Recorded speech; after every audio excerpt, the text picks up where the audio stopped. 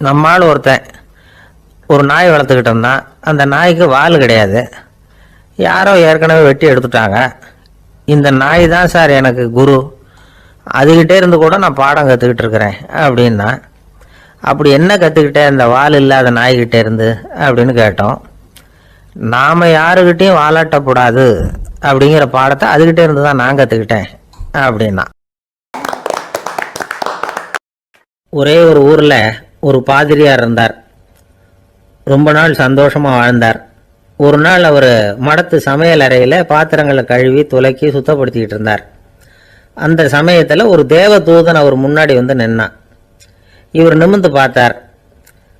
ஆண்டவர் என்னை உங்ககிட்ட அனுப்பியிருக்கிறார், பரலோகத்தில் வாசம் செய்யறதுக்கு உங்களுக்கு நேரம் வந்துட்டுது அப்படின்னு அந்த ஆள். ஆண்டவருக்கு என்னோட ஞாபகம் வந்ததுக்கு நன்றி. ஆனாலும் இப்போ இங்கே நீயே பாரு, எவ்வளவு பாண்டங்கள் பாக்கி இருக்கு, இவ்வளவையும் நான் சுத்தப்படுத்த வேண்டியிருக்கு. நான் நன்றி கெட்டவனாக இருக்க விரும்பலை. இந்த பணியை முடிக்கிற வரைக்கும் என்னுடைய பரலோக வாழ்வை தள்ளி வைக்க முடியுமா? நீ என்ன நினைக்கிற அப்படின்னு கேட்டார். தேவதூதன் தனக்கே உரிய விவேகத்தோட அன்போட பாதிரியாரை பார்த்தான். சரி, என்ன செய்யலாம்ங்கிறத அப்புறம் சொல்கிறேன் அப்படின்னு சொல்லிவிட்டு புறப்பட்டு போயிட்டான்.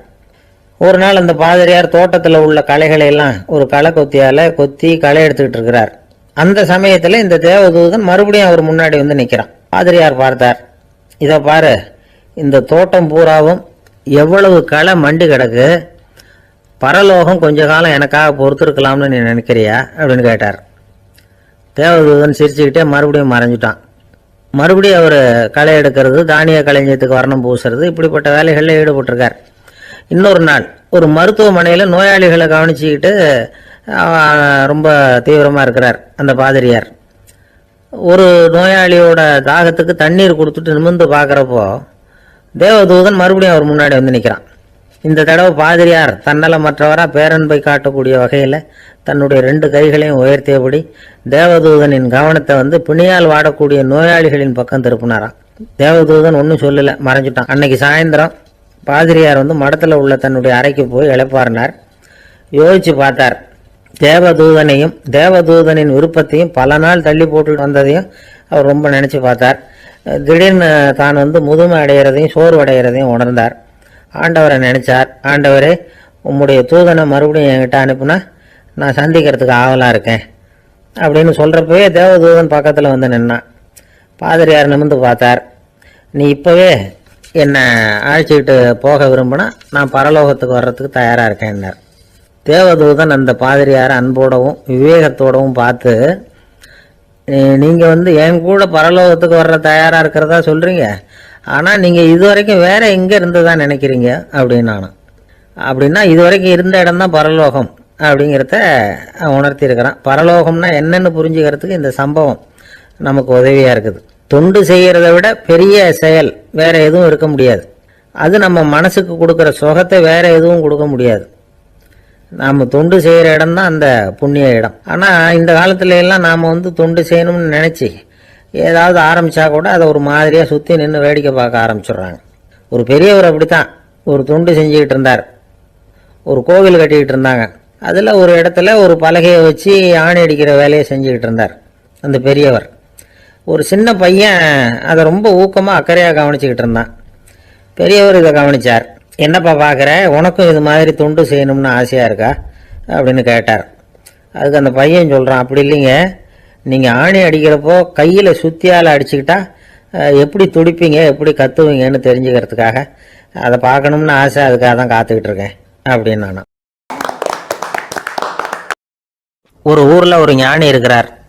ரொம்ப பெரிய ஞானி, ரொம்ப வயசாயிட்டுது. கடைசி காலத்தில் அவர்கிட்ட சில பேர் வந்தாங்க. உங்கள் குரு யார் அப்படின்னு கேட்டாங்க. அவர் நிமிர்ந்து பார்த்தார். எனக்கு ஆயிரக்கணக்கான குருமார்கள் உண்டு, அவங்க பேரெல்லாம் சொல்லணும்னா இந்த காலம் பத்தாது. ஆனால் முக்கியமான ஒரு 3 பேரை பற்றி மட்டும் உங்களுக்கு சொல்கிறேன் அப்படின்னாராம். அப்புறம் சொன்னார், அந்த 3 பேரில் ஒருத்தன் ஒரு திருடன். ஒரு சமயம் ஒரு பாலைவனம் வழியாக நான் போய்கிட்டு இருந்தேன். அப்போது வழி தவறி போய் ஒரு கிராமத்துக்கு போயிட்டேன். அது இருட்டு நேரம், நடு ராத்திரி, ஊரே உறங்கி போச்சு. அந்த நேரத்தில் ஒரு ஆள் மட்டும் ஒரு வீட்டு சுகத்தில் ஏதோ பண்ணி உள்ளே நுழையிறதுக்கு முயற்சி பண்ணிகிட்டு இருக்கிறான். அவன்கிட்ட போய் நான் இன்னைக்கு இங்கே எங்கே தங்க முடியும் அப்படின்னு கேட்டேன். அதுக்கு அவன், இந்த ராத்திரி வேளையில் அது ரொம்ப சிரமம், ஒரு திருடனோட உங்களால் தங்க முடியும்னா நீங்கள் என்னோட தங்கலாம் அப்படின்னா. நான் அவங்க கூட 1 மாதம் தங்கியிருந்தேன். ஒவ்வொரு நாள் ராத்திரியும் இப்போ நான் என்னுடைய வேலைக்கு போகிறேன், நீங்கள் ஓய்வு எடுத்துக்கோங்க அப்படின்னு சொல்லிவிட்டு போவான். அவன் திரும்பி வந்த உடனே உனக்கு ஏதாவது கிடைச்சிதான்னு நான் கேட்பேன். அதுக்கு அவன், இன்னைக்கு ராத்திரி ஒன்றும் இல்லை, நாளைக்கு மறுபடியும் முயற்சி பண்ணுவேன் அப்படின்பா. எப்பவும் அவன் நம்பிக்கை இழந்ததே கிடையாது, எப்பவும் சந்தோஷமாகவே இருப்பான். நானும் ரொம்ப காலமாக தியானம் பண்ணிக்கிட்டே இருந்தேன், ஒன்றுமே நடக்கலை. ஆனால் நான் என்ன பண்ணேன் தெரியுமா, மனசு வருத்தப்படும், நம்பிக்கை இழந்துருவேன். அப்போல்லாம் அந்த திருடனுடைய விடாமுயற்சி தான் ஞாபகத்துக்கு வரும். அதனால் அந்த திருடன் எனக்கு ஒரு குரு. என்னுடைய 2வது குரு யாருன்னா அது ஒரு நாய். இது எப்படின்னா, ஒரு சமயம் எனக்கு ரொம்ப தாகமாக இருந்தது, ஒரு நதியை நோக்கி போயிட்டு இருந்தேன். அப்போ ஒரு நாயும் வந்தது, அதுக்கும் தாகம், ஓடி வந்து ஆற்றை பார்த்தது. அதோட நிழல் வந்து ஆற்றுல தெரிஞ்சுது. அதை பார்த்ததும் பயந்துட்டுது. அதாவது அது தன்னுடைய சொந்த உருவத்தையே கண்டு பயந்தது. அதை பார்த்து குறைக்குது, திரும்பி ஓடிச்சு. ஆனால் அதுக்கு தாகம் அதிகமாக இருந்ததுனால அது மறுபடியும் திரும்பி வந்தது. பார்த்தா மறுபடியும் தண்ணியில் நாயோட உருவம் தெரியுது. இப்படி சில தடவை பண்ணிச்சு. இருந்தாலும் கடைசியில் தண்ணியில் குதிச்சுட்டுது துணிஞ்சி. இப்படி குதித்த உடனே அதோட உருவமும் மறைஞ்சுட்டுது. இதை பார்த்தேன்.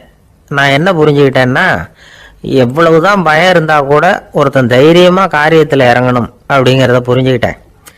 இந்த போதனை அந்த நாய்கிட்ட இருந்து எனக்கு கிடைச்சிது. இது ஒன்று. அடுத்தது என்னுடைய 3வது குரு யாருன்னா அது ஒரு சின்ன குழந்தை. நான் ஒரு சமயம் ஒரு நகரத்துக்கு போனேன். அங்கே ஒரு குழந்தை எரிகிற மெழுகுவத்தி ஒன்று எடுத்துக்கிட்டு வந்தது. நான் அந்த குழந்தைய பார்த்து வேடிக்கையாக கேட்டேன், ஏன் பாப்பா இந்த மெழுகுவத்தியை நீயாவே கொளுத்துனியா அப்படின்னு கேட்டேன். ஆமான்னுது அந்த குழந்தை. சரி, இந்த மெழுகுவத்தி முன்னாடி எரியாமல் இருந்தது, இப்போ எரியுது, இந்த மெழுகுவத்திக்கு வெளிச்சம் எங்கேருந்து வந்தது, அதை எனக்கு காட்ட முடியுமா அப்படின்னு கேட்டேன் அந்த குழந்தைகிட்ட. இதுக்கு அந்த குழந்தை சிரிச்சுக்கிட்டு அந்த மெழுகுவத்தியை ஊதி அணைச்சுட்டுது. அதுக்கப்புறம் என்னை பார்த்து கேட்டுது, இப்போ இந்த மெழுகுவத்தியின் வெளிச்சம் போனதை பார்த்தீங்க இல்லையா, அது எங்கே போச்சுன்னு எனக்கு சொல்லுங்க அப்படின்னுது. அந்த குழந்தை இப்படி கேட்டதும் என்கிட்ட இருந்த ஆணவம் அழிஞ்சுட்டுது. நான் படித்ததெல்லாம் அந்த வினாடியில் சுக்கு நூறாக போயிட்டுது. என்னுடைய முட்டாள்தனத்தை நான் உணர்ந்தேன் அப்படின்னு இவ்வளவும் அந்த ஞானி விவரமாக சொன்னாராம். அதனால் நாம் இன்னார்கிட்ட இருந்து தான் இதை கற்றுக்கணுங்கிறது இல்லை, யாருக்கிட்ட இருந்தும் எதையும் கற்றுக்கலாம். ஒருத்தர் சிகரெட்டும் கையுமா வந்தார். சார், இந்த புகைப்பிடிக்கிற பழக்கத்தை நிறுத்தி போடணும்னு தான் பார்க்குற முடியலன்னார். புகைப்பிடிக்கிறத நிறுத்துறது ரொம்ப சுலபம் சார் அப்படின்னார் இன்னொருத்தர். எப்படி சொல்கிறீங்கன்னு கேட்டார் அவர். நான் கூட ஏற்கனவே 10 தடவை அந்த பழக்கத்தை நிறுத்தி இருக்கிறேன் சார் அப்படின்னார் இவர். இதுலேருந்து என்ன தெரியுது, புகைப்பழக்கத்தை திடீர்னு விட்டு விடுறதுங்கிறது ரொம்ப கஷ்டம்னு தெரியுது. இருந்தாலும் இது சம்பந்தமான ஆராய்ச்சி, அனுபவம், இது ரெண்டையும் அடிப்படையாக வச்சு சில வழிமுறைகளை சொல்கிறாங்க. அதாவது புகைப்பிடிக்கிறத நிறுத்துறதுக்கு 10 வழிகள் உண்டு அப்படின்னு சொல்கிறாங்க. அது என்னங்கிறத தெரிஞ்சுக்கிட்டா உபயோகப்படுதான்னு பார்க்கலாமே. முதல் கருத்து என்னன்னா, கொஞ்ச நாளைக்கு புகைப்பிடிக்கிற நண்பர்களை விட்டு விலகி இருக்கணும். இதனால் புகைப்பிடிக்கிற ஆசை குறையும், அந்த பழக்கத்தை மறுபடியும் ஆரம்பிக்கப்படாதுங்கிற எண்ணம் உறுதிப்படும். 2வது கருத்து, புகைப்பிடிக்கிறதை எதிர்த்து தீவிரமாக பிரச்சாரம் செய்ய ஆரம்பிச்சிடணும். அது அடுத்தவங்களுக்கும் உபயோகப்படும், உங்களுக்கும் உபயோகப்படும். உங்கள் உள்ளுணர்வை அது தூண்டும், உங்களை உறுதி கொள்ள வைக்கும். 3வது கருத்து என்னன்னா, தினமும் 2 தடவை குளிக்கணும். எப்படி தெரியுமா, முதல்ல வெது வெதுப்பான தண்ணீர், அப்புறம் குளிர்ந்த தண்ணீர், இப்படி மாறி மாறி குளிக்கணுமா. 4வது கருத்து, உடற்பயிற்சிகள் செய்யணும். மூச்சு வாங்குற மாதிரியான பயிற்சிகள் ரொம்ப நல்லதான். பிராணாயாமம் அப்படிங்கிற மூச்சு பயிற்சி ரொம்ப நல்லதுங்கிறாங்க. அப்புறம் 5வது கருத்து, சாப்பாடு மிதமாக இருக்கணும், சீராக இருக்கணும். பச்சை காய்கறிகள், பழங்கள் சாப்பாட்டில் சேர்த்துக்கலாம். அடிக்கடி கொஞ்சம் கொஞ்சமாக சாப்பிட்டு ரத்தத்தில் சர்க்கரையின் அளவை பராமரிக்கணும். இது நரம்புகளை அமைதிப்படுத்தும். 6வது கருத்து என்னன்னா, ரொம்ப நேரம் பசியோடு இருக்கக்கூடாது. புகைப்பிடிக்கிறத நிறுத்த முயற்சி செய்யும் பொழுது எடை குறைப்பு நடவடிக்கைகளை மேற்கொள்ளக்கூடாது. 7வது கருத்து, காப்பி, தேநீர், மதுபானம், அப்புறம் போதைப் பொருள்கள் கலந்த உணவுகள் இதெல்லாம் வேணாம். புகைப்பிடிக்கிறத அதெல்லாம் ஊக்கப்படுத்தும். கடுகு, மிளகு, அப்புறம் காரமான பொருள்களை தவிர்க்கணும். உப்பு அளவை குறைக்கணும். தினமும் 10 கோவலை தண்ணீராவது குடிக்கணும். வெறும் தண்ணி புகைப்பிடிக்கிற ஆவலை தணிக்குதான். 8வது கருத்து, கையில் சிகரெட்டு புகையில ஏதாவது இருந்தால் உடனே தூக்கி எறிஞ்சிருங்க. அது கையில் இருக்கிற வரைக்கும் புகைப்பிடிக்கிற ஆசை வந்துக்கிட்டே இருக்கும். 9வது கருத்து என்னன்னா, இறை நம்பிக்கை உள்ளவங்க புகைப்பிடிக்கிற எண்ணம் வர்றப்போவெல்லாம் பிரார்த்தனை செய்ய ஆரம்பிச்சுடலாம். 10வது கருத்து, உங்களுக்கு ரொம்பவும் வேண்டியவங்க யாரோ அவங்கக்கிட்ட எல்லாம் நீங்கள் புகைப்பிடிக்கிறத நிறுத்தி விட்டதா சொல்லிவிடுங்க. இந்த 10 வழிகளையும் கடைபிடிக்க ஆரம்பிச்சுட்டா புகைப்பிடிக்கும் பழக்கத்தை நிறுத்தி விடலாம் அப்படின்னு சொல்கிறாங்க அனுபவப்பட்டவங்க. முயற்சி பண்ணி பார்க்கலாம். ஒரு முக்கியமான இடத்துல நின்றுக்கிட்டு இருந்தார் ஒருத்தர். அங்கே இன்னொருத்தர், ஏன் சார் இந்த இடத்துல சிகரெட் பிடிக்கலாமா அப்படின்னு அனுமதி கேட்டார். இந்த இடத்துல சிகரெட் பிடிக்கக்கூடாதுங்க அப்படின்னாரு இவர். நீங்கள் இப்படி சொல்கிறீங்க, ஆனால் இந்த இடத்துல கீழே நிறைய சிகரெட் துண்டுகள் கிடக்குது, அவங்கெல்லாம் யார்? அவங்கெல்லாம் உங்கள் மாதிரி என்கிட்ட அனுமதி கேட்காதவங்க அப்படின்னாராம் இவர். இந்த உலகத்தில் எவ்வளவோ உயிரினங்கள் இருக்கு, ஒவ்வொன்றும் ஒவ்வொரு விதமாக சண்டை போடுது. இப்போ 2 மாடு சண்டை போட்டுக்குதுன்னு வச்சுங்க, என்ன பண்ணும்? 2 முட்டிக்கும். அதுக்கு சண்டை போடுறதுக்கு ஆயுதமாக உபயோகப்படுறது அதோட கொம்பு. 2 சேவல் சண்டை போட்டுக்குதுன்னு வச்சுங்க, அதுக்கு ஆயுதமாக உபயோகப்படுறது அதோட கால் நகம். காலால் தான் அது ஒன்றோட ஒன்று சண்டை போட்டுக்கும். ஆனால் 2 மனுஷன் சண்டை போட்டுக்கிறான்னு வச்சுங்க, இவன் இன்னதை தான் ஆயுதமாக உபயோகப்படுத்துவான்னு குறிப்பிட்டு சொல்ல முடியாது. கல்லை எடுப்பான், கத்தி எடுப்பான், துப்பாக்கி எடுப்பான், என்ன வேணாலும் பண்ணுவான். வாயால் திட்டுவான், கையால் அடிப்பான், காலால் உதைப்பான், சகலகலாம் வல்லவன். விலங்குகள்லாம் பொதுவாக வாயை சாப்பிட்றதுக்கு மட்டும்தான் உபயோகப்படுத்துது. ஆனால் இவனுக்கு சாப்பிட்றதுக்கும் அதுதான், சாப்பிட்டு விட்டு திட்டுறதுக்கும் அதுதான். ஆனால் ஒரு விஷயத்தில் மட்டும் கெட்டிக்கிறேன். அதாவது நாம் சண்டை போட்டுக்கிட்டாலும் பரவாயில்லை, கோழிகள் சண்டை போடாமல் இருக்கணும் அப்படின்னு ஆசைப்படுறான். எதுக்காக?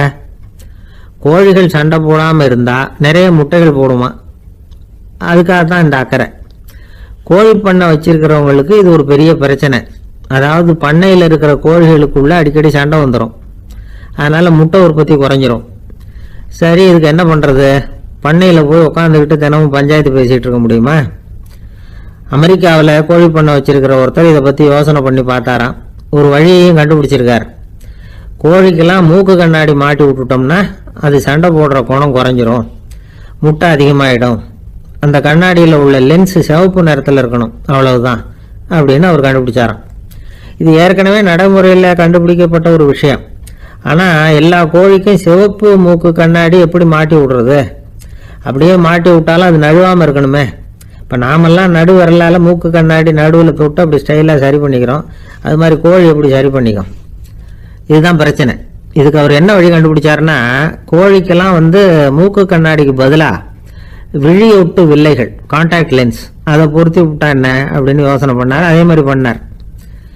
அதே மாதிரி செஞ்சு பார்த்தார், வெற்றி. அதுக்கப்புறம் கோழியெல்லாம் சண்டை போட்டுக்கலையாம், சமாதான பிரியர்களாக ஆகிட்டு தான். கோழிகளுக்கு இயல்பாகவே சண்டை போடுற குணம் உண்டு. ஆனால் அதோட கண்ணுக்கு பார்க்குற பொருள்லாம் ரோஜா நிறத்துலையோ அல்லது இன்னும் சொல்ல போனால் அழுத்தமான சிவப்பு நிறத்துலையோ தெரிஞ்சதுன்னா சண்டை போடுற குணம் குறைஞ்சிருதான். அந்த சமயத்தில் அது அதிகமாகவும் முட்டையிட ஆரம்பிச்சுடுதான். அதே நேரத்தில் இறை எடுக்கிறத கூட குறைச்சிக்குதான். இது ஏன் இப்படி பண்ணுதுங்கிறது விஞ்ஞானிகளுக்கு இன்னமும் புரியலையா. எப்படியோ அமெரிக்க கோழிகள்லாம் கான்டாக்ட் லென்ஸ் பொருத்திக்க ஆரம்பிச்சாச்சு. கோழி கழுத்தை பிடிச்சிக்கிட்டு ஒரு சில வினாடிகளில் அதை பொருத்தி போடுறாங்களாம். கோழியோட ஆயுள் பூரா அது அப்படியே இருக்குமா. பண்ணையில் முட்டை உற்பத்தி குறைஞ்சா இது மாதிரி விஞ்ஞானபூர்வமாக பரிகாரம் தேடுறது தான் நல்லது. நமக்கு வேண்டியப்பட்ட ஒருத்தர், அவர் ஒரு கோழி பண்ணை வச்சுருந்தார். அந்த பண்ணையில் பாதி கோழி திடீர்னு செத்து போச்சு. உடனே ஒரு கால்நடை மருத்துவர்கிட்ட போக வேண்டியது தானே, அங்கே போகல. உள்ளூரில் மந்திரம் பண்ணிகிட்டு இருந்த ஒரு சாமியார்கிட்ட போனார். அவர் காலில் விழுந்தார். சாமி, என் பண்ணையில் பாதி கோழி செத்து போட்டுதுன்னார். சாமியார் யோசனை பண்ணார். சரி, பண்ணையில் வாசப்படி கிழக்கு பக்கமாக வச்சுருக்கியா மேற்கு பக்கமாக வச்சுருக்கியான்னு கேட்டார். கிழக்கு பக்கமாக இருக்குன்னார் அவர். அதுதான் தப்பு, மேற்கு பக்கமாக அதை மாற்ற சரியாக போடும்னாராம். அதே போல் அவர் போய் மாற்றிவிட்டார். அப்பவும் பாதி செத்து போச்சு. மறுபடியும் சொன்னார், சாமி மறுபடியும் பாதி கோழி செத்து போட்டுதேன்னார். சரி, கூரை எப்படி போட்டிருக்க, ஓடு போட்டிருக்கியா இல்லை கீத்து போட்டிருக்கியான்னார். ஓடு போட்டிருக்கேன்னாராம் அவர். அதுதான் தப்பு, கீத்து போட்டுரும் சரியாக போடும்னாராம். சரின்னு போய் அதையும் மாற்றி பார்த்தார். மறுபடியும் போயிட்டுது, கோழி செத்து போச்சு. வந்தார், மறுபடியும் பாதி செத்து போச்சு சாமின்னு வந்தார். இவரும் யோசனையை மாற்றி மாற்றி சொல்லிகிட்டே இருக்கிறார். இப்படி அவரும் மாற்றி மாற்றி பார்த்தார். 6வது தடவையாக அவரை தேடிட்டு வந்தார். அந்த சமயத்தில் இவர் ரொம்ப தீவிரமாக யோசனை பண்ணி பார்த்துட்டு, அது சரிப்பா, நீ என்கிட்ட சளைக்காமல் வந்துக்கிட்டு இருக்கிற, நானும் யோசனை சொல்லிகிட்டு இருக்கேன். இப்போவும் உங்ககிட்ட சொல்கிறதுக்கு என்கிட்ட யோசனை நிறையா இருக்குது, ஆனால் சோதிக்கிறதுக்கு உங்ககிட்ட கோழி இல்லையே, என்ன பண்ணுறது அப்படின்னாராம் இவர். ஒரு சீன தேசத்து அரசர் இருந்தார். அவருக்கு வயசாயிட்டுது. அவருக்கு அடுத்தபடியாக அவருடைய புள்ள பட்டத்துக்கு வரணும், ஆட்சி பொறுப்பை ஏற்றுக்கணும். ஒரு நல்ல தலைவனுக்கு இருக்க வேண்டிய பண்புகள்லாம் தன்னுடைய மகனுக்கு இருக்கணும்னு விரும்பினார் அந்த அரசர். அதனால் இளவரசனை பக்கத்தில் இருந்த ஒரு குரு கிட்ட அனுப்புனார். இளவரசன் அவர்கிட்ட போய் சேர்ந்தான். அந்த குரு என்ன பண்ணார் தெரியுமா? இவனை பார்த்து சொன்னார், இதை பாருப்பா, நீ என்ன பண்ணுற, இப்போவே பக்கத்தில் இருக்கிற காட்டுக்கு போ, நடுக்காட்டில் போய் ஒரு இடத்துல உட்காந்துக்கோ. அங்கே என்னென்ன சத்தம்லாம் உன் காதில் விழுதுன்னு கவனிச்சு கேளு. உன் காதில் விழுந்த ஓசைகள் என்னென்னங்கிறத என்கிட்ட வந்து சொல்லு, அதுதான் எனக்கு தெரியணும், உனக்கு வேலையும் அதுதான் அப்படின்னு சொல்லி அனுப்பி வச்சுட்டார். இளவரசன் காட்டுக்கு போனான். குரு சொன்னபடியே ஒரு இடத்துல உட்காந்து கவனித்து கேட்டான். அதுக்கப்புறம் குரு கிட்ட திரும்பி வந்தான். என்னென்ன சத்தம்லாம் கேட்ட அப்படின்னு கேட்டார் குரு. குருவே, காட்டில் நான் பறவைகள் சத்தம்லாம் கேட்டேன், மிருகங்களின் ஓசையையும் கேட்டேன், இதை தவிர இடி மின்னல் மழை இதுகளோட சத்தத்தையும் கேட்டேன் அப்படின்னா. குரு யோசனை பண்ணார், நீ இன்னமும் சரியாக கேட்கல, அதனால் மறுபடியும் காட்டுக்கு போ, கொஞ்ச நாள் தங்கியிருந்து கேட்டுட்டு வா அப்படின்னார். இளவரசனுக்கு ஒன்றும் புரியல. இருந்தாலும் குருவின் கட்டளை ஆச்சே, மறுக்க முடியுமா? உடனே அவன் மறுபடியும் காட்டுக்கு போனான். ஒரு இடத்துல உட்காந்தான். கொஞ்ச நேரம் உன்னிப்பாக கவனித்து கேட்டான். சில நாள் கழித்து குரு கிட்ட திரும்பி வந்தான். குருவே, இந்த தடவை சில துல்லியமான சத்தங்களை எல்லாம் கேட்டான். தேனி பறக்கிற சத்தம், நீரோடையின் மெல்லிய ஓசை, இதெல்லாம் கேட்டேன்னா. குரு சிரிச்சார். நீ மறுபடியும் காட்டுக்கு போ, இன்னும் சில நாள் அங்கே இரு, முழுமையாக கவனமாக கேட்டுக்கிட்டு வா அப்படின்னு சொல்லி அனுப்பி வச்சுட்டார். இளவரசனுக்கு குழப்பம் அதிகமாயிட்டுது. ஒன்றுமே புரியல. மறுபடியும் காட்டுக்கு போனான். மௌனமாக ஒரு இடத்துல உட்காந்துட்டான். அப்படியே தியானத்தில் ஆழ்ந்துட்டான். சில நாளில் அவனுக்கு இதுவரை கேட்காத ஓசைகள்லாம் கேட்க ஆரம்பிச்சுட்டுது. இதைத்தான் நான் கேட்கணும்னு என்னுடைய குரு எதிர்பார்த்துருக்கிறாருங்கிறத புரிஞ்சுக்கிட்டான். உடனே குரு கிட்ட ஓடனான். குருவே, இந்த தடவை காதுகளுக்கு கேட்க முடியாத சில ஓசைகளை கூட என்னால் உணர முடிஞ்சுது. பூ மலருகிற ஓசை, சூரியனால் பூமி சூடாகிறப்போ எழுகிற ஓசை, காலை பனித்துளி இந்த புல்லுலாம் குடிக்கிற ஓசை, இது எல்லாம் என்னால் நல்லா கேட்க முடிஞ்சுது அப்படின்னா. குருவுக்கு இப்போதான் திருப்தி ஏற்பட்டுதான். இளவரசனை பார்த்து சொன்னார், இதை பாருப்பா, இப்போதான் நாட்டை ஆளுகிற தகுதி உனக்கு வந்திருக்குது அப்படின்னு சொல்லி அதுக்கு விளக்கமும் கொடுத்தாராம். எந்த அரசன் தன்னுடைய மக்களின் இதயம் பேசுகிற மௌன மொழியை, மௌன வார்த்தைகளை கேட்குறானோ அவன்தான் ஆள தகுதி உள்ளவன். எந்த அரசன் தன்னுடைய மக்களின் உணர்ச்சிகளை உண்மையாக உணர்றானோ அவன்தான் முதன்மையான அரசன். போலி வார்த்தைகளை மட்டும் கேட்டுட்டு பல மௌன ராகங்களை காதில் வாங்கிக்காதவன் அரசனே இல்லை. எந்த நாட்டில் எப்போ ஒரு அரசன் தன்னுடைய மக்களின் உணர்ச்சிகளை கேட்க மறுக்கிறானோ அன்னையிலிருந்து அந்த நாடு அழிய தொடங்குது அப்படின்னு அர்த்தம். இதுதான் அந்த குரு இளவரசனுக்கு போதிச்சது. வாயால் பேசுறத மட்டும் கேட்டு ஏமாறக்கூடாது, உணர்ச்சிகளையும் கேட்கறதுல தான் மனப்பக்குவம் உண்டாகும். மக்கள் உணர்ச்சிகளை புரிந்து கொள்ளாத அரசர்கள் நீடிச்சிருக்க முடியாது. அது மாதிரி நாடுகளில் அடிக்கடி குழப்பம் தான் உண்டாகும். அப்படி இருந்தா அடிக்கடி ஆட்சி மாறிட்டு இருக்கும்.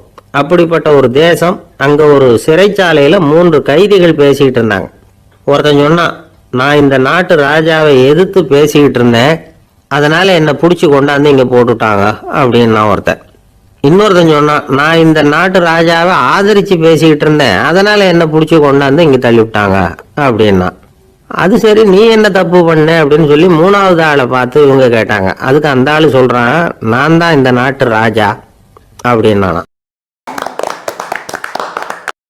ஒரு ஊரில் ஒரு பெரிய ஞானி இருந்தார். அவர் படுக்கையில் இருந்தார். இன்னும் கொஞ்ச நேரம்தான் அவர் இந்த உலகத்தில் இருக்க போகிறார். அவரை சுற்றி ஏகப்பட்ட கூட்டம். ஏற்கனவே அவருடைய உபதேசங்களை கேட்டவங்க பல பேர் அவரை சுற்றி நிற்கிறாங்க. அந்த ஞானி மெதுவாக கண்ணை திறந்து பார்க்குறார். எல்லாரும் அவருடைய கடைசி வார்த்தையை கேட்கறதுக்காக அவளோட காத்துக்கிட்டு இருக்கிறாங்க. அந்த ஞானி மெதுவாக பேச ஆரம்பித்தார். நான் என்னுடைய வாழ்நாள் பூராவும் உங்களுக்கு நிறைய போதனைகள் சொல்லிக்கிட்டு இருக்கிறேன். பேரானந்தம், மகிழ்ச்சி, தியானத்தன்மை, இதை பற்றியெல்லாம் சொல்லியிருக்கிறேன். இப்போ நான் வேற ஒரு கரைக்கு போயிட்டு இருக்கிறேன். நான் இனிமேல் இந்த கரையில் இருக்க மாட்டேன். நீங்கள் நான் சொன்னதையெல்லாம் கேட்டீங்க, ஆனால் எதையும் நீங்கள் நடைமுறைப்படுத்தி பார்க்கல. எல்லாம் கேட்டதோடு சரி, அதோடு விட்டுவிட்டீங்க. அப்புறம் அதை தள்ளி போட்டுக்கிட்டே வந்துட்டீங்க. மேலும் அதை தள்ளி போடுறதுல எந்த பிரயோஜனமும் கிடையாது. இப்போ நான் போய்கிட்டு இருக்கிறேன், உங்களில் யாராவது என்னோட வர்றதுக்கு தயாரா அப்படின்னு கேட்டார். அவ்வளவுதான், யாரும் வாயை திறக்கல. ஒரே மௌனம், சத்தமே இல்லை. ஒருத்தர் பார்த்துக்கிட்டே நிற்கிறாங்க. அந்த கூட்டத்தில் ஒரு ஆள் அந்த ஞானி கூடவே 40 வருஷத்துக்கு மேலே இருந்திருக்கிறான். அவனும் வாயை திறக்காம இன்னொருத்தன் முகத்தை பார்த்துக்கிட்டே நிற்கிறான்.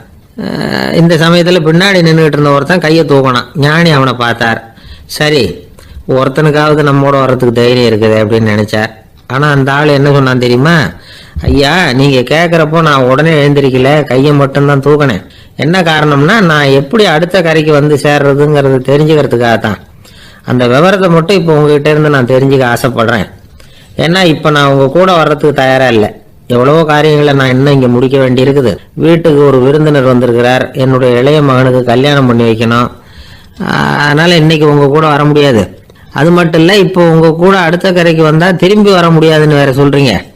அதனால் இப்போ நான் வரல. இன்னொரு நாள் நிச்சயமாக நான் வர்றேங்க, வந்து உங்களை சந்திக்கிறேன். அதனால் இப்போ நீங்கள் இன்னொரு தடவை எங்களுக்கு விளக்கமாக சொல்லணும். ஏற்கனவே பல தடவை சொல்லியிருக்கிறீங்க. தயவு பண்ணி இப்போ ஒரு தடவை சொன்னீங்கன்னா சௌகரியமாக இருக்கும். அந்த அடுத்த கரையை அடையிறது எப்படி, இப்போ ஒரு தடவை அதை விளக்கமாக சொல்லிட்டீங்கன்னா நல்லா ஞாபகப்படுத்திக்குவேன். அது சரியான சமயம் வர்றப்போ இது எனக்கு உதவியாக இருக்கும் அப்படின்னு நானா. ஆனால் உண்மை என்ன தெரியுமா? அந்த சரியான சமயம் வரவே இல்லை அப்படிங்கிறது தான் உண்மை. இப்படி அந்த கதை முடியும். இந்த கதை அந்த ஒரு ஆளுக்கு மட்டும் இல்லை, கிட்டத்தட்ட எல்லாருக்குமே அது பொருந்தும் அப்படிங்கிறாங்க விவரம் தெரிஞ்சவங்க. எல்லாருமே அந்த சரியான தருணத்துக்காக தான் காத்துக்கிட்டு இருக்கிறாங்களாம். அதுக்காக ஜோசியம் பார்க்குறாங்க, கைரேகை பார்க்குறாங்க, நாளைக்கு என்ன நடக்குங்கிற ஆவலில் எல்லாரும் காத்துக்கிட்டு இருக்கிறாங்க. ஆனால் அந்த ஒரு நாள் ஒருபோதும் வரப்போகிறதில்ல. நீங்கள் தள்ளி போடுறதுக்காக பல அர்த்தமில்லாத காரணங்களை தேடுறீங்க அப்படிங்கிறார் ஒரு ஞானி. காத்திருக்கிறதுலேயே நம்ம காலம் ஓடி போயிடுது. ஏன்னா இன்னைக்கு நாம் சிந்திக்கிறது நாளைக்கு நாம் சிந்திக்கிறது இல்லை. ஒவ்வொரு நாளும் ஒவ்வொரு மாதிரி போயிடுது. நாளைக்கு மறுநாளை பற்றியே சிந்திக்கிறோம். இப்படியே அது பாட்டுக்கு போயிடும். கரையை தொட்டு பார்க்குறது எப்போ, இதுதான் கேள்வி. நமக்கு வேண்டியப்பட்ட ஒருத்தர் ஒரு ரயில்வே பிளாட்ஃபாரத்தில் நின்றுட்டு இருக்கிறார். அங்கே இருக்கிறவங்க கிட்ட கேட்குறாராம், விசாரிக்கிறார். ஏங்க கிழக்க போகிற ரயில் போயிட்டுதுங்களான்னாராம். போயிட்டுதுன்னு இருக்கிறாங்க. கொஞ்ச நேரம் கழிச்சு, ஏங்க மேற்க போகிற ரயில் போயிட்டுதுங்களான்னு கேட்டிருக்காரு. போயிட்டுதுங்களான் இருக்காங்க. அப்புறம் கொஞ்ச நேரம் கழிச்சு மறுபடியும், ஏங்க 10:30 மணி வண்டி போயிட்டுதான்னு கேட்டிருக்காரு. தொடர்ந்து காலையிலேருந்து சாயந்தரம் வரைக்கும் இப்படி ஒரே இடத்துல நின்றுட்டு கேட்டுக்கிட்டே இருக்கிறார். இதை பார்த்துக்கிட்டு இருந்த ஒருத்தர் அவர்கிட்ட ஏங்க நீங்கள் எங்கே போகணும் அப்படின்னு கேட்டாராம். இவர் மெதுவாக சொன்னாராம், இந்த ரயில்வே லைனை தாண்டி அந்த பக்கம் போகணும் அப்படின்னாராம். திருநெல்வேலி மாவட்டத்தில் கோவில்பட்டிக்கு பக்கத்தில் உள்ள ஊர் கடம்பூர். காமராசர் முதலமைச்சராக இருந்த காலம். கடம்பூரில் ஒரு பள்ளி சீரமைப்பு மாநாடு நடக்குது. அந்த பக்கத்தில் உள்ள பள்ளிக்கூடம்லாம் அதில் கலந்துக்குது. கண்காட்சி வேற, ஊர் பூரா விழா கோலம். மறுநாள் மாநாடு நடக்க போகுது. ஆனால் முதல் நாளே மழை பிடிச்சிக்கிட்டுது. மறுநாளும் அது விடாமல் பேஞ்சிக்கிட்டு இருக்குது. காமராசர் காலையிலேருந்து பல்வேறு நிகழ்ச்சிகளில் கலந்துக்கிட்டு சாயந்தரமாக கடம்பூருக்கு வந்து சேர வேண்டியவர். மழை பேஞ்சிக்கிட்டு இருக்கிறதுனால நிகழ்ச்சி ரத்தாயிடுமோ என்னமோ அப்படின்னு எல்லாரும் சந்தேகப்பட்டுக்கிட்டு இருக்கிறாங்க. அவர் கோவில்பட்டி பயணிகள் விடுதியில் இருக்கிறார். கடம்பூர்லேருந்து சில பேர் போய் அவரை சந்திக்கிறாங்க. மழை பெஞ்சிக்கிட்டு இருக்குதே, என்ன செய்யலாம் அப்படின்னு கேட்குறாங்க. மழை பெஞ்சால் நல்லது தானே, அதுக்காக மாநாட்டை எதுக்காக ரத்து செய்யணும்? ஆசிரியர்கள் எவ்வளவு கஷ்டப்பட்டு ஏற்பாடு பண்ண மாநாடு, கட்டாயம் வந்துடுறேன் அப்படின்னாராம் காமராசர். உடனே புறப்பட்டார். மழையை பொருட்படுத்தாத மக்கள் கூட்டம். அது கலையாமல் காத்துக்கிட்டு இருக்கிறாங்க அவ்வளோ பேரும். தலைவர் வந்துட்டார்னு தெரிஞ்சது ஜனங்களுக்கு ஏகப்பட்ட உற்சாகம். ஜனங்கள் அவ்வளவு உற்சாகமாக வரவேற்றாங்க. மாநாடு ஆரம்பமாச்சு. மலர் மாலைகள் மலை மாதிரி குவிய ஆரம்பிச்சுட்டுது. வரிசையாக ஒவ்வொரு கல்வி நிலையம் சார்பாகவும் வரவேற்பு பத்திரம் வாசித்து கொடுக்குறாங்க. என்ன வாசிக்கிறாங்கங்கிறத காமராசர் கூர்ந்து கவனிக்கிறார். ஏகப்பட்ட புகழ் மொழிகள், ரொம்ப பாராட்டி புகழ்ந்து என்னென்னமோ வாசிச்சுக்கிட்டு இருக்கிறாங்க. கொடை வள்ளலே, குணக்குன்றே, மலையே, கடலே, இப்படி தமிழ் மொழியில் பாராட்டுறதுக்கு எத்தனை வார்த்தைகள் உண்டோ அத்தனையும் அதில் சேர்த்துருக்குறாங்க. காமராசர் பொறுமை இழந்துட்டார். போதும் உங்கள் எல்லாரையும் பார்த்து 2 வார்த்தை பேசிவிட்டு போகிறதுக்காக தான் நான் வந்திருக்கிறேன். எல்லாரும் மழையில் சிரமப்பட்டு நின்றுக்கிட்டு இருக்கிறீங்க. இப்படி என்ன புகழ்ந்து படிச்சுக்கிட்டே இருந்தால் எப்படி அப்படின்னாராம். அதுக்கப்புறம் பேசி முடிச்சிருக்கிறார். மாநாட்டு நிகழ்ச்சிகள் முடிஞ்சதும் இன்னொரு நிகழ்ச்சியில் கலந்துக்கிறதுக்காக புறப்பட்டாராம். ஒரு திறந்த ஜீப்பில் அவரை ஊர்வலமாக அழைச்சிக்கிட்டு போயிருக்கிறாங்க. தெருவில் வந்து 2 பக்கமும் ஏகப்பட்ட கூட்டம். அங்கங்கே ஜீப்பை நிறுத்தி ரோஜா மாலை ஜருக மாலை இப்படி போட்டுக்கிட்டே இருக்கிறாங்க. அதெல்லாம் அப்படி அப்படியே வாங்கி அங்கங்கே நின்றுக்கிட்டு இருந்த குழந்தைகள்கிட்டையும் தாய்மார்கள்கிட்டையும் கொடுத்துக்கிட்டே போகிறார். அந்த சமயத்தில் கூட்டத்துக்கு அப்பால் ஒரு பெரியவர் கையில் ஒரு மல்லிகை சரத்தோடு நின்றுட்டு இருக்கிறார். அவரால் முண்டி அடிச்சுக்கிட்டு முன்னால் வர முடியல. காமராசர் இதை கவனிக்கிறார். அவ்வளவுதான், உடனே நிறுத்தப்பா வண்டியை அப்படிங்கிறார். ஜீப்பு நிற்கிது. டிரைவரை பார்த்து, அதோ பார், அங்கே ஒருத்தர் நிற்கிறார் பார், அவரை இங்கே அழைச்சிட்டு வா அப்படின்னாராம். கூட்டம் வழி விடுது. அந்த பெரியவரை கிட்டத்தில் அழைச்சிட்டு வர்றாங்க. காமராசர் அவரை பார்த்து, வாங்க வாங்க, நல்லா இருக்கீங்களா அப்படின்னு சத்தம் போட்டு உற்சாகமாக விசாரிக்கிறாராம். பெரியவர் கண்களில் கண்ணீர், பேச்சு வரல. மல்லிகை சரத்தை அவருக்கு போடுறார். கொஞ்ச நேரம் அவர்கிட்ட பொறுமையாக பேசிக்கிட்டு இருந்துட்டு அவரை அனுப்பி வைக்கிறார் காமராசர். பெரியவர் போனதுக்கு அப்புறம் காமராசர் பக்கத்தில் இருந்தவங்க கிட்ட சொல்கிறார் அந்த பெரியவரை பற்றி. அந்த காலத்தில் ரொம்ப கஷ்டப்பட்டவர் இவர், ஜெயிலுக்கு போனவர் அப்படின்னு ரொம்ப உருக்கமாக நெகிழ்ந்து போய் சொல்கிறார். இதில் ஒரு விஷயத்தை கவனிங்க. தன்னை புகழ்ந்து படிக்கப்பட்ட வாழ்த்து மடலை படிக்க வேணாம்னு தடுத்து நிறுத்தினார். எங்கேயோ ஒரு மூலையில் கையில் ஒரு 4 முழம் மல்லிகை சரத்தோடு ஒதுங்கி நின்றுக்கிட்டு இருந்த அந்த தொண்டரை அவ்வளவு பெரிய கூட்டத்துக்கு நடுவுலையும் தேடி கண்டுபிடிச்சி கிட்டத்தில் கூப்பிட்டு அவர் கொடுத்த அன்பு மாலையை வாங்கி கழுத்தில் போட்டுக்கிட்டார். அதுதான் காமராசர். தோல்விகள் கூட அவரை வந்து கொஞ்சம் கூட பாதித்ததில்லை. ஒரு பொது தேர்தலில் அவர் தோற்று போகிறார். தொண்டர்கள்லாம் அழறாங்க. அதில் ஒருத்தர் மெதுவாக காமராசர்கிட்ட போய், என்ன தலைவரே, நீங்கள் கூட தோற்று போயிட்டீங்களே அப்படின்னு கலக்கமாக சொல்லியிருக்கிறார். அதுக்கு காமராசர், நான் கூட தோற்று போகிறதுக்கு பேர் தான்ப்பா ஜனநாயகம் அப்படின்னாராம். ஆஃபீஸில் வேலை பார்க்குற ஒருத்தர் வந்தார். பேசாமல் ஒரு 10 நாள் லீவ் போட்டுடலாமா பார்க்குறேன் அப்படின்னார். ஏன்னு கேட்டோம். என்னுடைய மேலதிகாரி ஒரு முசுடு சார், அவர்கிட்ட வேலை பார்க்குறது ரொம்ப கஷ்டமாக இருக்குது அப்படின்னார். ஆஃபீஸில் வேலை பார்க்குறவங்கெல்லாம் ஒரு விஷயத்தை நல்லா ஞாபகத்தில் வச்சுக்கணும். மேலதிகாரிங்கிறவர் ஒரு பெரிய மகான் இல்லை, அவரும் ஒரு மானிட பிறவி தான். சராசரி மனுஷனுக்குள்ள பலம் பலவீனம் 2ம் அவருக்கும் உண்டு. அதனால் அவரை கொஞ்சம் அனுசரித்து போகிறதுக்கு பழகிறது தான் நல்லது. மேலதிகாரிகளில் பல வகை உண்டு. அதில் முக்கியமாக 3 வகை. அதில் ஒரு வகை எப்படி தெரியுமா? உங்களை வந்து ஒரு வேலை செய்கிற மெஷினாக மட்டுமே நினைக்கக்கூடிய வகை. இவங்கெல்லாம் எப்படின்னா, எங்கேயாவது வெளியூர் போயிருந்தா கூட அங்கேருந்து ஃபோன் பண்ணுவாங்க, அந்த வேலை என்னாச்சு, இந்த வேலை என்னாச்சு அப்படின்னு. இவங்களுக்கெல்லாம் உங்கள் நலனை பற்றியோ உங்கள் குடும்பத்தை பற்றியோ அக்கறை இருக்காது. நீங்கள் சொல்கிற யோசனை எதுவும் இவங்ககிட்ட எடுபடாது. கொடுத்த வேலையை பாரு, நீ எனக்கு புத்தி சொல்ல வேணாம் அப்படிம்பாங்க. இவங்களை அனுசரித்து போகிறதுக்கு ஒரே வழி, இவங்க எதை சொன்னாலும் சரின்னு சொல்லிவிட்டு வேலையை கவனிக்க வேண்டியது தான். இவங்ககிட்ட வேற எந்த கேள்வியும் கேட்டுக்கிட்டு இருக்கக்கூடாது. ஆமாம் சாமி போடுறது கௌரவ குறைச்சல் இல்லை, அது ஒரு அலுவலக சௌகரியம், அவ்வளவுதான். இன்னொரு வகையான மேலதிகாரிகள் எப்படி தெரியுமா? இவங்கெல்லாம் ஆஃபீஸ் வேலையை பற்றி அதிகமாக கவலைப்பட்டுக்கிட்டு இருக்க மாட்டாங்க. தங்களுடைய சொந்த இமேஜ் பாதிக்கப்படக்கூடாதுங்கிறதுலையே கவனமாக இருப்பாங்க. இவங்கெல்லாம் அடிக்கடி உங்கள் நலனை விசாரிப்பாங்க. அதே மாதிரி நீங்களும் அவரை விசாரிக்கணும்னு எதிர்பார்ப்பாங்க. இந்த ரக அதிகாரிகளுக்கெல்லாம் புது வருட வாழ்த்து அனுப்பலாம், பிறந்தநாள் வாழ்த்து அனுப்பலாம். அவருக்கு எங்கேயாவது ஒரு பாராட்டு விழா நடந்தால் முதல் வரிசையில் போய் உட்காந்து உங்கள் முகத்தை காட்டலாம். ஆஃபீஸ் வேலையை மட்டுமே பார்க்குற பணியாளர்கள் இது மாதிரி அதிகாரிகள்கிட்ட நல்ல பேர் வாங்க முடியாது. இன்னொரு வகையான மேலதிகாரிகள் உண்டு. அவங்க எப்படின்னா, ஆஃபீஸ் வேலையை பற்றியும் கவலைப்பட மாட்டாங்க, தனக்கு கீழே வேலை பார்க்குறவங்கள பற்றியும் கவலைப்பட மாட்டாங்க. எக்காரணம் கொண்டும் தன்னுடைய பொசிஷனுக்கு ஆபத்து வந்துடக்கூடாதுன்னே நினைக்கக்கூடியவங்க இவங்க. இவங்களால வந்து கடுமையான வேலை செய்யவும் முடியாது, தீர்மானிக்கவும் முடியாது. எந்த முடிவையும் எடுக்காமல் அப்படியே தள்ளி போட்டுக்கிட்டே போடுவாங்க எல்லாத்தையும். இதனால் என்ன ஆகும்னா, இவருக்கு கீழே வேலை பார்க்குற உங்களுக்கு பொறுப்பு அதிகமாகிடும். இவங்ககிட்ட போய் பிரச்சனையை மட்டும் சொல்லி பிரயோஜனம் இல்லை, அதுக்கான முடிவுகளை நீங்களே சொல்லணும். அப்போ தான் இது மாதிரி அதிகாரிகள்கிட்ட நல்ல பேர் வாங்கலாம். அட்லீஸ்ட் கெட்ட பேர் வாங்காமலாவது காலம் தள்ளலாம். ஆஃபீஸில் வேலை பார்க்குறவங்க முக்கியமாக சில விஷயங்களை ஞாபகத்தில் வச்சுக்கணும். ஆஃபீஸில் நடக்கிற நல்லது கெட்டது எதுவாக இருந்தாலும் உடனடியாக மேலதிகாரிகிட்ட தெரிவிக்கிறது நல்லது. 3வது மனிதர் மூலமாக அதை அவர் தெரிஞ்சுக்கிறது அவ்வளவு நல்லதில்லை. எந்த மேலதிகாரியுமே தான் வந்து இந்த சர்பாஸ் செய்யப்படுறத விரும்புறதில்லை. அதனால் அவருக்கு தெரியாமல் மேலிடத்துக்கு மணி எழுதி போடக்கூடாது. அப்படி எழுதி போடுறவங்க சில பேர் இருக்கிறாங்க. நீங்களும் உங்கள் மேலதிகாரியும் தொழில் ரீதியாக ஒரே படிப்பு படித்தவராக இருக்கலாம். அப்படி இருந்ததுன்னா அட்ஜஸ்ட் பண்ணி போகிறது கொஞ்சம் கஷ்டம்தான். இதை மனசில் வச்சுக்கிட்டு நடந்துக்கணும். உங்களுக்கும் அவருக்கும் அபிப்பிராய பேதமா, அது அவருக்கும் உங்களுக்கும் உள்ள தனிப்பட்ட பிரச்சனை. அதை வந்து விளம்பரப்படுத்திக்கிட்டு இருக்கக்கூடாது, அது அவருடைய கோபத்தை கிளறும். உங்கள் மேலதிகாரி உங்கள் கூட படித்தவராக இருக்கலாம்.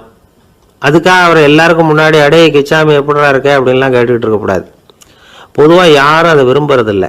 இவ்வளவையும் உங்கள் மனசில் வச்சுக்கிட்டு கொஞ்சம் சாமர்த்தியமாக நடந்துக்கிட்டிங்கன்னா ஆஃபீஸ் உங்களுக்கு அவஸ்தையாக இருக்காது, ஆனந்தமாக இருக்கும்.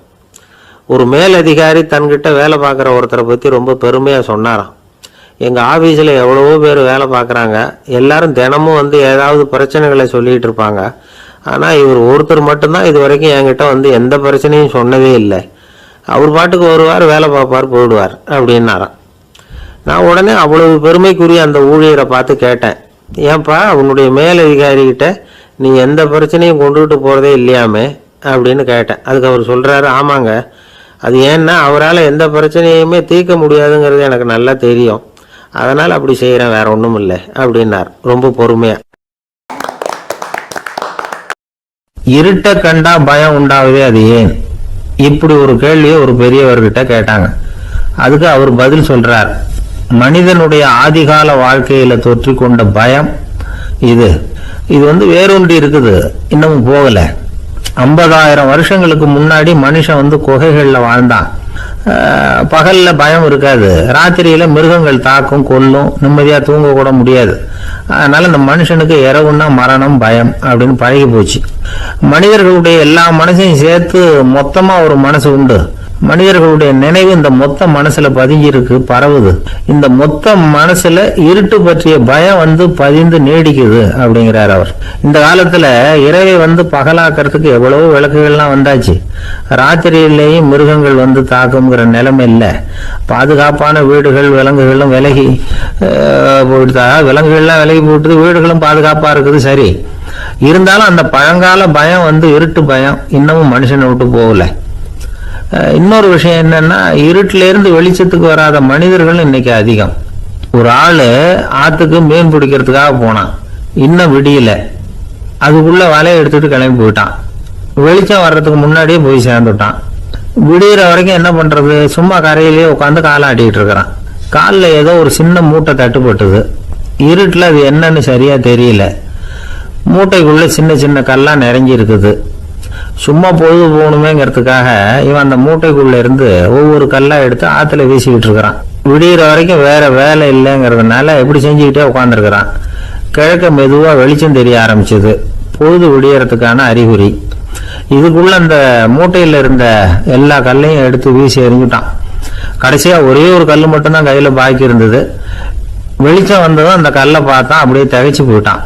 அடடா, இது வரைக்கும் தெரியாம தப்பு பண்ணிட்டோமே அப்படின்னு நினைச்சான். ஏன் தெரியுமா, அவன் கையில இருந்து வெறும் கல் இல்ல, விலை வசந்த ரத்தன கல். அது இருட்டுல என்னன்னு புரியாததுனால மூட்டையில இருந்த எல்லா ரத்தன கல்லையும் ஆத்துல வீசி எறிஞ்சிருக்கிறான். இப்போ அவனுக்கு அழுகே வந்துடும் போல இருந்தது.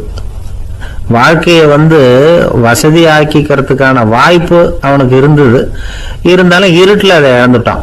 அந்த வகையில அவனுக்கு கொஞ்சம் அதிர்ஷ்டம் இருந்திருக்குது. அதாவது ஏதோ ஒரு வகையில் இருந்திருக்குது. அதனாலதான் அந்த கடைசி கல்ல எரியறதுக்குள்ள வெளிச்சம் வந்துட்டுது. பல பேருக்கு அந்த அளவு கூட அதிர்ஷ்டம் வர்றதில்லை.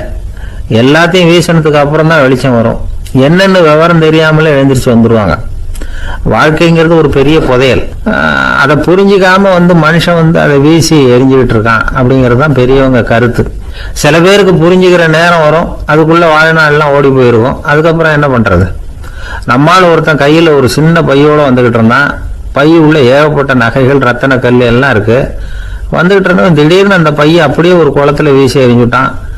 மகான்கள் தான் இப்படி பற்று இல்லாம இருப்பாங்க. என்னங்க இது, விலை மதிப்புள்ள அந்த பையை இப்படி குளத்துல வீசி எறிஞ்சுட்டீங்களே, இதுக்கு என்ன அர்த்தம் அப்படின்னு கேட்டார் அவன் கூட வந்தவர். அவன் மெதுவா ஒரு காதோட காதா சொல்றான், ஒரு போலீஸ்காரர் முன்னாடி வந்துகிட்டு இருக்கிறார், அவர் போனதுக்கு அப்புறம் இதை எடுத்துக்குவேன் அப்படிங்கிறான். ஒரு சின்ன பையன் என்னை தேடிட்டு ஓடி வந்தான். ஒரு கதை சொல்லுங்கன்னா, சொந்தமா எதுவும் தெரியாத என்ன, உங்களுக்கு சொந்தமா எதுவும் தெரியாதுன்னு எனக்கும் தெரியும் அப்படின்னா. இந்த பையன் அடிக்கடி என்கிட்ட கதை கேட்கிறவன், அதனால என்னோட ரகசியம்லாம் அவனுக்கு அத்துப்படி. அதனால தான் அவ்வளவு தெளிவா அடிச்சு விடுறான். சரி, இப்ப என்ன செய்யலாம்னு, பழைய கதை ஏதாவது ஒன்று சொல்லுங்களேன்னா. உனக்கு கிருஷ்ண தேவராயரை தெரியுமான்னு. அவர்கிட்ட நேரில் பழக்கம் இல்லை, ஆனால் அவரை பற்றி புஸ்தகத்தில் படிச்சிருக்கேன்னா. சரி, இவன்கிட்ட மேற்கொண்டு பேச்சு கொடுத்தா நம்மளை ஒரு மாதிரி ஆக்கி விடுவான், அப்படிங்கிறத யூகம் பண்ணிட்டு அவனை உட்கார வச்சு கடைசி வரைக்கும் குறுக்க பேசக்கூடாது அப்படின்னு ஒரு கண்டிஷனையும் போட்டுட்டு அந்த கதையை சொன்னேன். ஒரு சமயம் கிருஷ்ணதேவராயர் சமஸ்தானத்துக்கு ஒரு பெரிய வித்வான் வந்து சேர்ந்தாராம். என்னோட போட்டி போடுறதுக்கு இந்த ஊர்ல யாராவது இருக்கீங்களா அப்படின்னு சவால் விட்டாராம். அந்த ஊர்ல இருந்த பெரிய பெரிய வித்வான்லாம் இது ஏதுடா வம்பா போச்சுன்னு நினைக்க ஆரம்பிச்சிட்டாங்க. யாரும் அந்த ஆளோட போட்டி போடுறதுக்கு தயாரா இல்லை. எல்லாரும் நடுங்கிட்டு இருக்கிறாங்க. அந்த நேரத்துல ஒருத்தன் மட்டும் தைரியமா முன்னுக்கு வந்தான். அது யாருன்னா தெனாலிராமன். அந்த சமஸ்தானத்துல விகட கவி அவன். என்ன அனுப்புங்க போட்டிக்கு, நான் ஜெயிச்சு காட்டுறேன்னா. உனக்கு அவ்வளவு தைரியம் இருக்குதா அப்படின்னு கேட்டாங்க. தைரியம் மட்டும்தான் என்கிட்ட இருக்குது, ஆனா தைரியம் இருந்தா அதிர்ஷ்டம் தேடிட்டு வருங்கிறது எனக்கு தெரியும் அப்படின்னா. அடுத்த நாள் போட்டி ஆரம்பமாச்சு. அந்த பெரிய வித்வான் வந்து நின்னார். தெனாலிராமன் எதிரில் வந்து நின்னா. அந்த வித்வான் ஒரு விரல காட்டினார். தெனாலிராமன் பதிலுக்கு 2 விரல காட்டினான். வித்வான் 3 விரல காட்டினார். இவன் உடனே 4 விரல காட்டினான். உடனே 5 விரல காட்டினார் அவரு. தெனாலிராமன் உடனே தன்னுடைய கை முஷ்டியை காட்டினான், கையை மூடி காட்டினான். அவ்வளவுதான். அந்த பெரிய வித்வான் கிருஷ்ணதேவராயர் காலில் விழுந்தார். நான் தோத்துட்டேன், என் தோல்வியை ஒத்துக்கிறேன் அப்படின்னு சொல்லிவிட்டார். கிருஷ்ணதேவராயர் அவரை தனியா அழைச்சிட்டு போய் என்ன நடந்ததுன்னு விசாரிச்சார். அந்த வித்வான் விளக்கம் கொடுத்தார். ஆண்டவன் ஒருவன் தான் உண்டுங்கிறத விளக்கறதுக்காக நான் ஒரு விரல காட்டினேன். அப்படி இல்லை, சக்தியை சேர்த்தா சக்தி சிவன் 2 பேர் உண்டுன்னு உங்க வித்வான் 2 விரல காட்டினார். மூர்த்திகள் 3 பேருங்கிறதுக்காக நான் 3 விரல காட்டினேன். வேதங்கள் 4ன்னு சொல்லி ஒரு 4 விரல காட்டினார். பஞ்சபூதங்கள் 5ன்னு நான் 5 விரல காட்டினேன். அதையெல்லாம் அடக்கி ஆளணும்னு சொல்லி அவர் கையை மூடி உறுதியா காட்டினாரு. அடடா, உங்க வித்வானுக்கு எப்பேற்பட்ட அறிவு! அவர் தான் ஜெயிச்சார், நான் தோத்துட்டேன் அப்படின்னார் அவர். அப்படி சொல்லிவிட்டு அவர் போயிட்டார். அதுக்கப்புறம் தெனாலிராமனை கூப்பிட்டு என்னப்பா நடந்தது அப்படின்னு கேட்டாராம். அதுக்கு தெனாலிராமன் விளக்கம் கொடுத்துருக்குறான். அவன் முதல்ல என்ன கொன்னுடுவேன்னு அந்த வித்வான் ஒரு விரல காட்டினான். உடனே ஒரு 2 கண்ணையும் தோண்டி விடுவேங்கிறதுக்காக நான் 2 விரல காட்டினேன். உனக்கு நாமம் போட்டுருவேன்னு சொல்லி 3 விரல காட்டினான். அதை அழிச்சிருவேன்னு 4 விரல காட்டினேன். உன்னை அரைஞ்சிருவேன்னு அவன் 5 விரல காட்டினான்.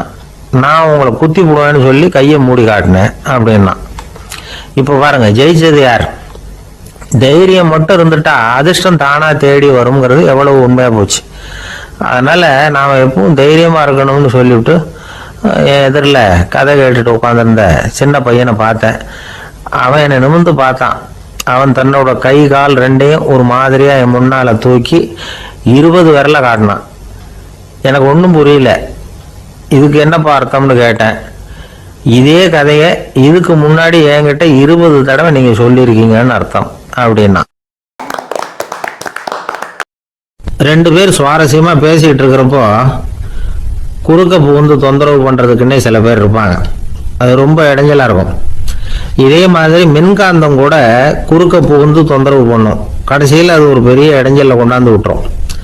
சில வீடுகளில் கேபிள் கனெக்ஷன் இல்லாமல் சில தனியார் டிவி காட்சிகள் தெரியும். அதுக்கு என்ன காரணம்னா இந்த மின்காந்த குறுக்கீடு தான் காரணம். இதைத்தான் சுருக்கமாக இஎம்ஐ அப்படின்னு சொல்கிறாங்க. அதாவது எலக்ட்ரோ மேக்னெட்டிக் இன்டர்ஃபியரன்ஸ். இது ஏற்படக்கூடிய இடங்கள் எது எதுன்னு எடுத்துக்கிட்டா அது ஒரு பெரிய பட்டியலாகவே போயிடும். இந்த இஎம்ஐ தொந்தரவு வந்து கேபிள் டிவியில் மட்டும்தான் இல்லை, ராக்கெட் ஏவுதளத்தில் உள்ள ரேடார்கள், அங்கே உள்ள சில சக்தி வாய்ந்த தொலைத்தொடர்பு சாதனங்கள், விமான தளங்களில் உள்ள ரேடார்கள், கப்பல் தளங்களில் பொருத்தப்பட்டிருக்கக்கூடிய சக்தி வாய்ந்த ஆண்டனாக்கள், இப்படி நிறைய சொல்லலாம். காவல் நிலையங்களில் பயன்படுத்தப்படுகிற வயர்லெஸ் தொடர்பு சாதனங்கள் கூட ஓரளவுக்கு இந்த மின்காந்த அலைகளை வந்து வெளியிடும்.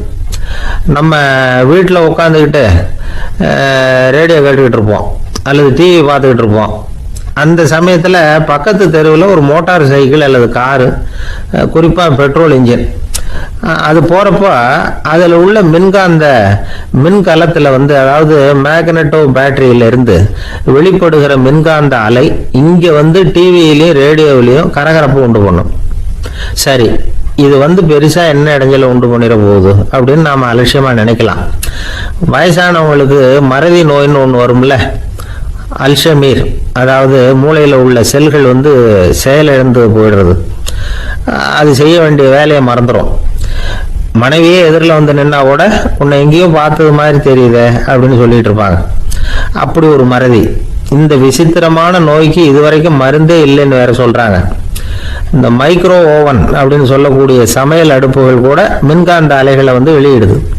சமயத்தில் சில தொழிற்சாலைகளில் கூட பெரிய விபத்துக்களை இந்த இஎம்ஐ உண்டு பண்ணிவிடும். இதை பற்றி தீவிரமாக சிந்திக்க ஆரம்பிச்சதே ஒரு விபத்துக்கு பிறகுதான். அமெரிக்காவுக்கும் வியட்நாமுக்கும் இடையில போர் நடந்தது. அந்த சமயம் அமெரிக்காவுக்கு சொந்தமான விமானம் தாங்கி கப்பல் ஒன்று வியட்நாமை தாக்கிறதுக்கு தயாராக ஏவுகணைகளோட கடல்ல நிறுத்தி வைக்கப்பட்டிருந்தது. தற்செயலாக அந்த பகுதியில் கப்பல் தொலைத்தொடர்பு பகுதிக்கு அருகில் ஊடுருவிய இந்த சக்தி வாய்ந்த ரேடியோ அலைகள் ஏவுகணையில் இருந்த மின்னணு சர்க்கியூட்டை பூர்த்தி செஞ்சு வச்சுட்டுது. அவ்வளவுதான், ஏவுகணை அங்கேயே வெடிச்சு செதறி போச்சு. 130 பேர் அந்த இடத்துலயே உடல் கருகி செத்து போட்டாங்க. ஏகப்பட்ட பொருள்கள் நாசம். இந்த விபத்துக்கான காரணம் என்னங்கிறத உடனடியாக யாராலையும் கண்டுபிடிக்க முடியல. ரொம்பவும் கடுமையாக முயற்சி பண்ணி கடைசியாக கண்டுபிடிச்சாங்க, இது வந்து இந்த இஎம்ஐ வேலை தான் அப்படின்னு. மின்னணு தொலைபேசிகள் இருக்கு, இதில் பேசும்பொழுது நம்ம காதை வந்து, அதாவது செவியை வந்து ஊடுருவக்கூடிய மின்காந்த அலையானது மூளைக்கு போய் அங்கே மூளை கட்டிகளை உருவாக்க ஊக்கம் கொடுக்குது அப்படின்னு வேற கண்டுபிடிச்சிருக்கிறாங்க. இந்த இஎம்ஐ ரொம்ப குறைஞ்ச மின்காந்த அழுத்தத்தில் நமக்கு எந்த பாதிப்பையும் ஏற்படுத்துறதில்லை. மின்காந்த அலைகள் அழுத்தத்தோடு இருக்கிற இடங்கள்ல ரொம்ப நேரம் இருந்தோம்னா நம்ம உடம்பின் வெப்பநிலை 2 டிகிரி செல்சியஸ் வரைக்கும் அதிகரிக்குதாம். அதனால வெப்பநிலையை வந்து சீராக்கிறதுக்கு இதய துடிப்பும் வந்து அதிகரிக்குது. இப்படிலாம் கண்டுபிடிச்சிருக்கிறாங்க. இப்பெல்லாம் இந்த மின்காந்த குறுக்கீடுகளை தடுக்கிறது எப்படி அப்படின்னு விஞ்ஞானிகள் யோசனை செய்ய ஆரம்பிச்சிருக்கிறாங்க. இந்த விஷயத்துல அலட்சியமா இருந்தோம்னா எதிர்காலத்துல நிறைய பேருக்கு இந்த ஞாபக மறதி நோய் வந்துடும். அப்புறம் அது ரொம்ப கஷ்டமா போயிடும். ஒரு குடும்ப தலைவர் தன் மனைவியை பார்த்து, யார் நீ, உன்னை எங்கேயோ பார்த்தது மாதிரி இருக்குது அப்படின்னு சொல்லிட்டு இருந்தார். உடனடியாக அவரை போய் பார்த்தேன்.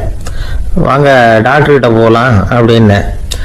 அவர் என்னை தனியாக அழைச்சிட்டு போய் காதோட காதாக மெதுவாக சொல்கிறார், இதை பாருப்பா, என் கையில் பணம் இல்லாத போகலாம் அப்படி மறதி நோய் வந்துட்டது மாதிரி நடிச்சுக்கிட்டு இருப்பேன், அவ்வளவுதான், அதை நீ கண்டுக்காத அப்படின்னார்.